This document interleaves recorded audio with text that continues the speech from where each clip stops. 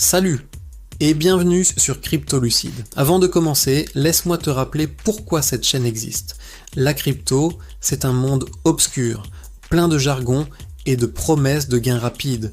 Mon objectif, c'est de t'aider à y voir clair, à comprendre comment ça fonctionne vraiment et surtout à éviter de mettre ton argent dans quelque chose que tu ne comprends pas. Mon slogan ? Comprendre avant d'investir. Je ne suis pas conseiller financier, et cette vidéo n'est pas un conseil en investissement, c'est de l'éducation pure. Fais toujours tes propres recherches, et n'investis jamais plus que ce que tu peux te permettre de perdre. Maintenant qu'on est au clair, rentrons dans le vif du sujet. Aujourd'hui, on va parler d'un sujet fondamental, les différents types de tokens et de coins. Parce que quand tu dis « j'achète de la crypto », ça peut vouloir dire des choses complètement différentes. Tu peux acheter une monnaie, un droit de vote, un accès à un service, une blague internet ou n'importe quoi entre les deux. Et comprendre ce que tu achètes vraiment, c'est la base pour évaluer le risque, le potentiel et surtout éviter de te faire piéger. Alors accroche-toi, on va démystifier tout ça ensemble. Token versus coin, la différence qui change tout. Commençons par clarifier un point qui en perd beaucoup. La différence entre un coin et un token. On utilise souvent ces termes de manière interchangeable, mais techniquement, ce n'est pas la même chose. Un coin, c'est la crypto native d'une blockchain. C'est l'actif de base qui fait tourner le réseau, Bitcoin sur la blockchain Bitcoin, Ether sur Ethereum, Sol sur Solana, ADA sur Cardano. Ces coins sont créés directement par le protocole de la blockchain. Et ils servent généralement à payer les frais de transaction, à rémunérer les validateurs ou les mineurs. Un token, lui, est émis sur une blockchain existante via un smart contract. Il n'a pas sa propre infrastructure. Il utilise la sécurité et le réseau d'une blockchain de base. Par exemple, Uni, le token de Uniswap, fonctionne sur Ethereum. USDT, le stablecoin, existe sur plusieurs blockchains, mais n'a pas sa propre chaîne. La plupart des projets DeFi, des NFT, des altcoins, ce sont des tokens, pas des coins. Alors pourquoi cette distinction est importante ? Parce que ça te dit qui contrôle vraiment l'infrastructure. Un coin, c'est la brique de base du réseau. Si tu investis dans un coin, tu investis dans la blockchain elle-même, dans sa sécurité, dans son adoption. Si tu investis dans un token, tu investis dans un projet qui vit au-dessus d'une infrastructure et ce projet peut réussir ou échouer indépendamment de la blockchain sur laquelle il tourne. Ça influence aussi la manière dont tu paies les frais. Sur Ethereum, même si tu envoies un token ERC20, tu paies les frais en Ether, le coin natif. Parce que c'est lui qui rémunère les validateurs du réseau. Comprendre ça, c'est éviter des erreurs basiques, comme essayer d'envoyer un token sans avoir assez de coins natifs pour payer les frais. Les stablecoins, le cash de la crypto. Maintenant, parlons des stablecoins. Ce sont des cryptos conçus pour garder une valeur stable, généralement indexée sur une monnaie fiat comme le dollar ou l'euro. USDT, USDC, DAI, ce sont les plus connus. Pourquoi ça existe ?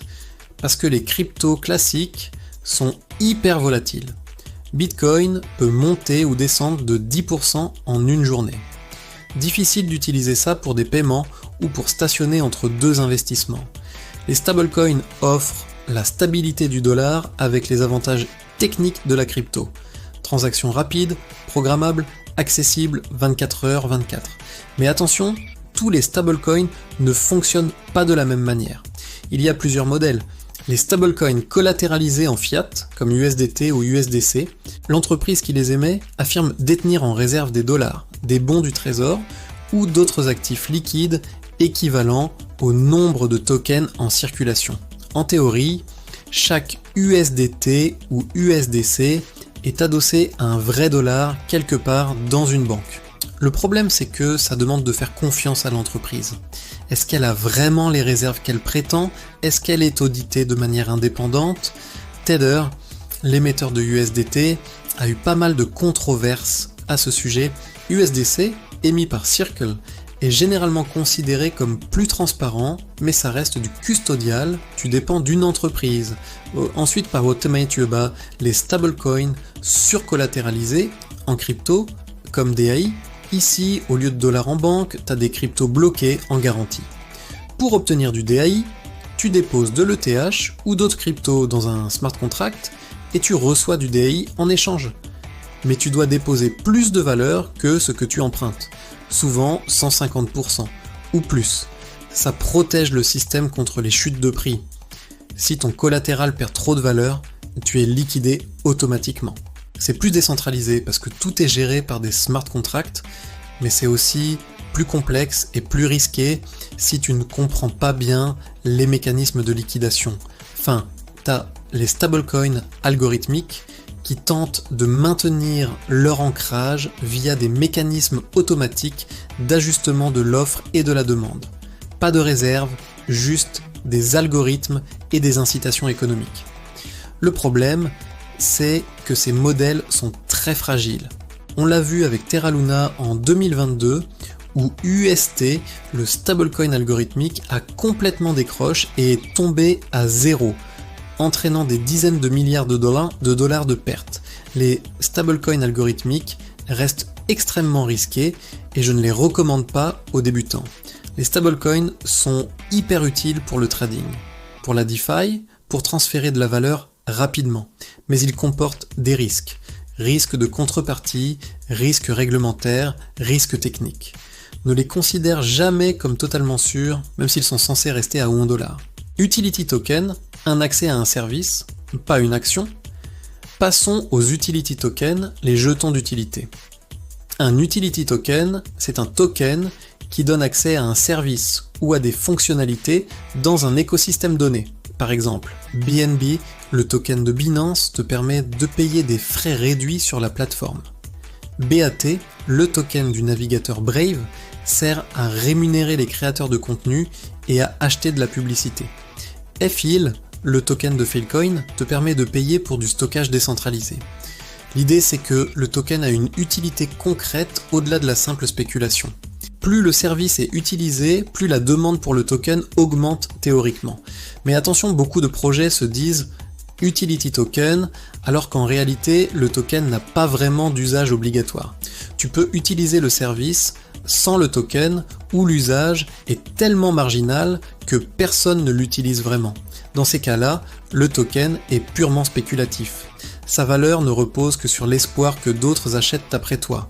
Quand tu analyses un utility token, pose-toi ces questions. Est-ce que j'ai vraiment besoin de ce token pour utiliser le service ? Est-ce que des utilisateurs réels achètent ce token pour l'utiliser ou juste pour spéculer ? Est-ce que l'offre et la demande du token sont bien alignées avec l'usage du service ?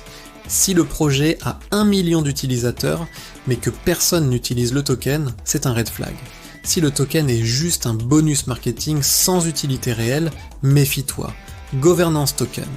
Ton droit de vote sur un protocole, les governance tokens, ce sont des jetons qui te donnent un droit de vote sur les décisions d'un protocole. Uni pour Uniswap, AAVE pour AAV, Comp pour Compound. En détenant ces tokens, tu peux proposer et voter sur des changements, ajustement des paramètres, ajout de nouvelles fonctionnalités, allocation de la trésorerie. C'est l'idée de la gouvernance décentralisée. Au lieu qu'une équipe centrale décide de tout, ce sont les détenteurs du token qui votent. En théorie, ça rend le protocole plus démocratique, plus résistant à la censure. En pratique, c'est plus nuancé. Souvent, une minorité de gros détenteurs, les whales, contrôlent la majorité des votes. Si une équipe ou quelques investisseurs early possèdent 60% des tokens, la gouvernance reste très centralisée, même si elle est techniquement ouverte. Certains projets mettent en place des mécanismes de vote par délégation, où tu peux confier ton pouvoir de vote à quelqu'un que tu juges compétent. D'autres donnent des récompenses aux participants actifs pour encourager la participation, mais dans beaucoup de cas, le taux de participation au vote reste très faible. Alors, est-ce qu'un governance token a de la valeur ? Ça dépend. Si le protocole génère des revenus importants, si la gouvernance a un pouvoir réel sur la trésorerie et les décisions stratégiques, et si le token capture une partie de cette valeur, oui. Mais si c'est juste un droit de vote symbolique sans impact réel, ou si le projet ne génère aucun revenu, le token peut être surévalué. Pose-toi ces questions. Est-ce que ce protocole génère des revenus ? Est-ce que les détenteurs du governance token en bénéficient directement ? Est-ce que la gouvernance a un pouvoir réel ou c'est juste du théâtre? Qui contrôle vraiment la majorité des votes? Même coin, spéculation pure et dure, et maintenant parlons des mêmes coins. Dogecoin, Shiba Inu, Pepe et toute la ribambelle de tokens basés sur des mèmes internet. Un mème coin, c'est un token créé autour d'une blague, d'une image virale, d'une communauté internet. Il n'y a généralement pas de produit, pas de feuille de route sérieuse, pas de modèle économique, juste une communauté, du marketing viral et beaucoup de spéculation. Certains mèmes coins ont réussi à gagner une capitalisation énorme. Dogecoin vaut des milliards. Shiba Inu aussi. Mais attention, ce n'est pas parce qu'ils ont de la valeur qu'ils ont des fondamentaux. C'est de la spéculation pure, basée sur l'engouement, la communauté, les effets de réseau. Le problème avec les mêmes coins, c'est qu'ils peuvent monter très vite quand l'attention est là, mais s'effondrer tout aussi brutalement quand l'engouement se déplace ailleurs. Il n'y a pas d'usage réel, pas de revenus, pas de raison fondamentale pour que le prix se maintienne à long terme. Beaucoup de débutants se font piéger en achetant un même coin au sommet, après une hausse explosive sous l'effet de la FOMO. Puis le prix s'effondre, et ils se retrouvent avec des pertes de 60-90%. Est-ce que ça veut dire qu'il ne faut jamais toucher au même coin? Non.